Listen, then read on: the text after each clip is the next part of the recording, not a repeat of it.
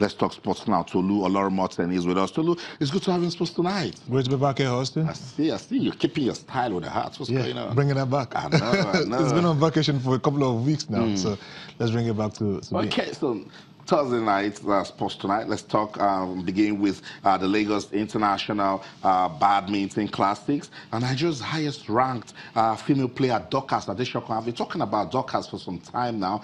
She's not just highest ranked in Nigeria, she's also Africa's #1 female badminton player. She was among notable players that survived on the opening day as hostilities began in the Lagos 4th International Badminton Classics. Yes, so much is going down. Ranked #4 in the tournament, Adeshoko was joined in the next round by Israeli Ksenia Polikapova, who is ranked 3rd. They cruised to a 21-3, 21-8 victory against Nigeria's Iyanoluwa Kayode. India's Kudaravali ranked #2 in the competition, and Kate Fukun got by to the next round. So just stay tuned today. We're still putting together all of those results, but it's good to know that Dorcas Adeshoko is still powering on at the competition, but it was not good for Zainab Momo. She lost to Sonia Concalves of Portugal 21-6, 21-3. It's important we say that while one Nigeria is winning, another didn't win, but it's good experience in the bag, and more to remind us that we still need to do more for the development of badminton in the country. So hopefully the Federation will see the need to, do more to consolidate on the efforts that we're already seeing. So big things happening right there at the Teslim Balogun Stadium. The venue is in Molade Okoya Thomas Hall. So much badminton is being played there. We will give you more updates tomorrow on the show. Let's go to Urgers now and find out what's going on at the African Youth Games. I told you at the start of the program, 280 athletes representing Nigeria, and that one is really huge. Yes, they'll be competing in various sports. And I'll give you updates coming from hockey. Yes, hockey got attention. Team Nigeria update, just to let you know that Nigeria is in Group B for the hockey event, the championship. But let's just run through some of the men's results. Kenya lost 2-1 to Zambia. South Africa defeated Namibia by 5-0. Zimbabwe thrashed Algeria 9-0 in that one. Nigeria and Uganda, that's the updates we're getting is that the Uganda team failed to show up for that match. So we're waiting for a confirmation that Nigerian team will advanced from that one. But if the Ugandan team they show up, that means it should be a walkover. Nigeria gets it. Let's just run through what happened. Team Nigeria. Nigeria beat Tunisia 25-20, 23-25, 25-17, 25-19 to win 3-1 in volleyball. That's the volleyball update for you. Nigeria and 3-2 win over Morocco in the opening game of football. That's it right there. I told you they were busy. Agba Ebelechukwu won 3 gold medals in weightlifting, 48 kg, while Morufat Folarin won another 3 gold medals in the 44 kg. Daniel Madurai won a silver medal in judo 100 kg. Patrick Edwin and Samson Akintunde qualified for the semifinals in judo minus 66 kg and minus 78 kg categories. Tolu, I was talking to the guys yesterday. It's good that they are competing, but I say, hey, let's not start counting. Did they win? Did she not win? Where are we on the medal table? Let's look at the prospects, because it's all about development. That is why they're there. The only reason they're there is to have international exposure, have competitive exposure, know who their rivals will be going into the future as they grow together. Yeah. Because it is not about the medals.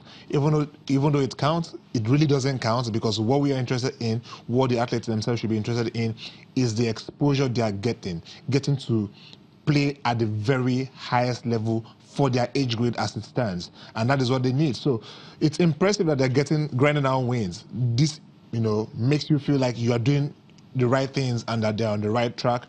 But we wouldn't like that to be their total objective, or for the federation going into games like this thinking, oh, okay, we have to come back winning. No, the idea is to get the best out of these lads and then see those who can graduate immediately to compete at the senior level as quickly as possible, or maybe in the foreseeable future. Not to put the pressure of winning at all costs on them. It's also good that they're winning because it helps their mentality.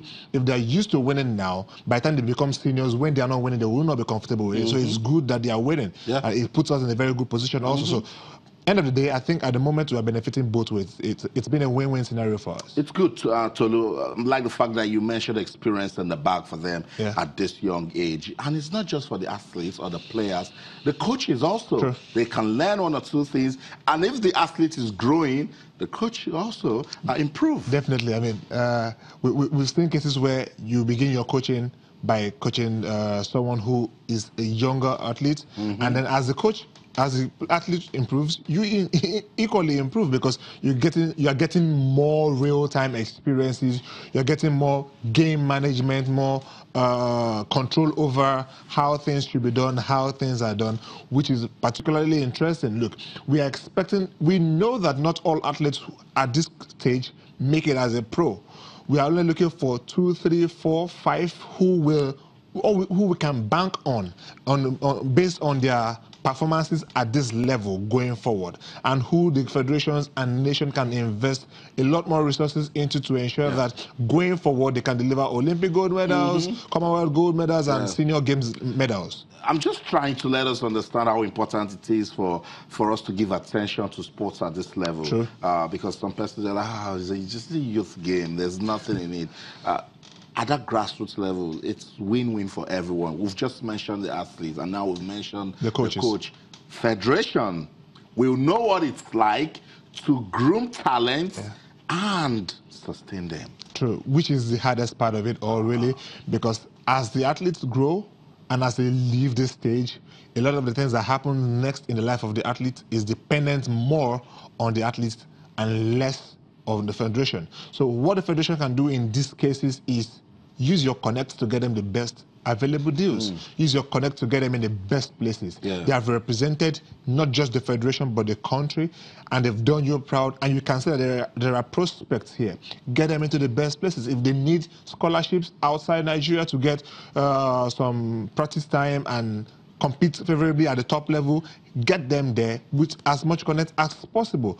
Don't just leave them to themselves. Don't just leave them to come back home and feel neglected or feel, oh, we can't do anything. It's an opportunity for the federations to make a life-changing impact on the athletes and then reap it in the foreseeable future. It's all about monitoring progress, actually, because at this level, a federation can say, okay, it's all about impact. Let's see what impact we can give to the career of this young talent. That's why we were asking a lot of questions when those young talents didn't go to Finland to contest at the IWF Under-20 Championships, because it would have given us an opportunity to monitor progress. You know, Tolu, it beats me. I break down, each time I remember it, because we have the Africa Senior Championship coming up.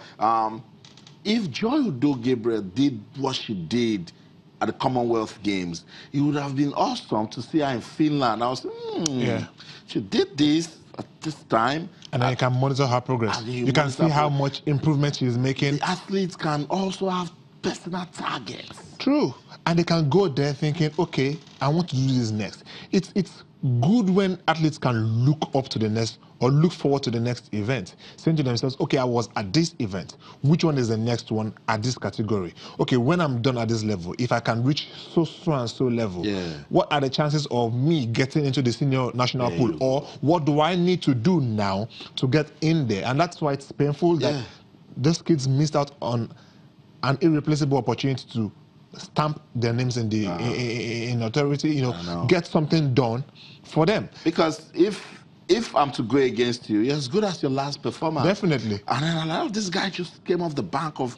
If I'm going to compete against you, Austin, and I know that you've not had a competitive event in 10 months, I will not. Psychologically, I'm winning you already. So when I go there and it looks like you're outpacing me, I'm going to tell myself, it can be done. It's unheard of that you are beating me, having not competed in months. This is what happens.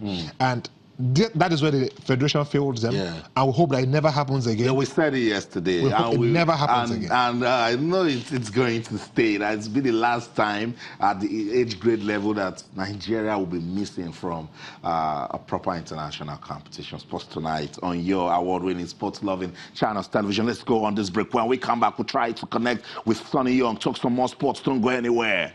Stay.